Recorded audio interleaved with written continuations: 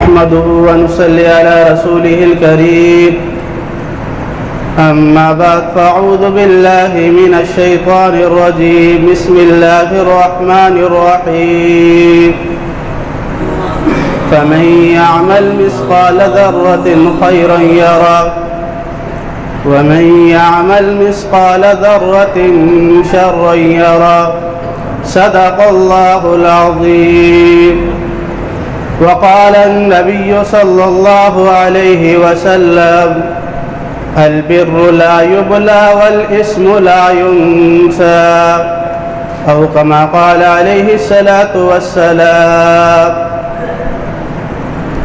اے انسان ان گناہوں کے نقصانات سے تو بچنا، اے انسان ان گناہوں کے نقصانات سے تو بچنا، یہ راستہ ہے چل چلاؤ کو ذرا سنبھال کے تو چلنا۔ میرے اساتذہ کرام، میرے ہم مکتب ساتھیو، السلام علیکم ورحمۃ اللہ وبرکاتہ۔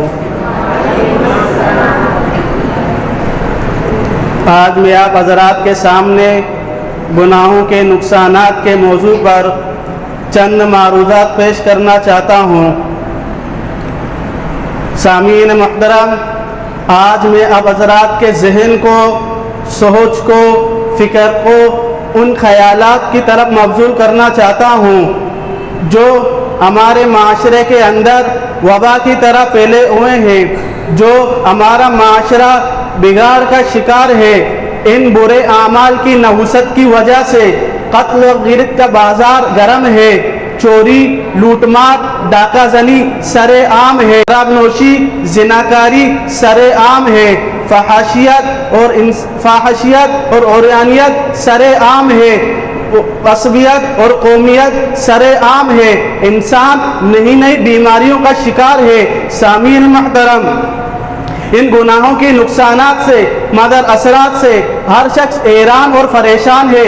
انسان تو انسان ہے، چرند پرند ایوان اس سے بے چین اور بے قرار ہے کہ آخر ایسا کیوں ہو رہا ہے، کس لیے ہو رہا ہے۔ اللہ جل شانہ ارشاد فرماتے ہیں ظہر الفساد فی البر والبحر بما کسبت ایدی الناس، اے انسان اس دھرتی کے خشکی اور تری میں جو کچھ فتنہ اور فساد اور مصائب و عالم رونما ہوں گے وہ تمہاری اعمال کی وجہ سے ہوں گے۔ سرکار دو عالم صلی اللہ علیہ وسلم نے ارشاد فرمایا کہ جب تم کلم کلا بدکاریاں کرنے لگو گے تو تم پر نئی نئی بیماریاں مسلط کر دی جائیں گی، جب تم زکوٰۃ کو روکو گے تو تم پر بارش روک دی جائے گی، اگر یہ جانور نہ ہوتے تو تم پر ایک قطرہ بھی بارش نہ ہوتا۔ اور دوسری جگہ یہ بھی ارشاد فرمایا کہ جب تم اللہ کے حکم کے خلاف ورزی کرو گے تو تم پہ خانہ جنگی شروع کر دی جائے گی، اگر تم ناپتول میں کمی کرو گے تو تم پر قید سالی و مشقت اور ظالم حکمران مسلط کر دیے جائے گی۔ آج دیکھیں ہمارا حکمران کس طرح ہے، ہر مسلمان پریشان ہے، کہ مہنگائی سے بھی پریشان ہے، کیوں؟ یہ انسان کی سارے اعمال کی وجہ سے۔ اب ذرا انصاف کیجئے، یہ حدیث آپ صلی اللہ علیہ وسلم نے 1500 سال پہلے فرمایا نہیں فرمایا؟ فرمایا ہے۔ اس میں میرا بھی یقین ہے، آپ کا بھی یقین ہے، میرا بھی ایمان ہے، آپ کا بھی ایمان ہے کہ یہ حدیث آپ صلی اللہ علیہ وسلم نے فرمایا۔ پھر بھی اب لوگ اس وجہ سے پریشان ہیں، مہنگائی سے پریشان ہیں، قید سالی سے پریشان ہیں، مگر ہم اس اسباب پہ غور نہیں کرتے۔ کیا ان گناہوں سے اوپر اپنی غور نہیں کرتے، مگر ہم اپنے اسباب پہ غور نہیں کرتے اور یہ اعمال ان اسباب پہ غور نہیں کرتے۔ کیوں؟ ہم ان گناہوں کے نقصانات کے چھوڑنے کے لیے تیار نہیں ہے۔ تو آئے ان گناہوں کے اجتناب کے قرآن و سنت کی عمل ضروری ہے، اور ہمارا اس میں علاج ہے۔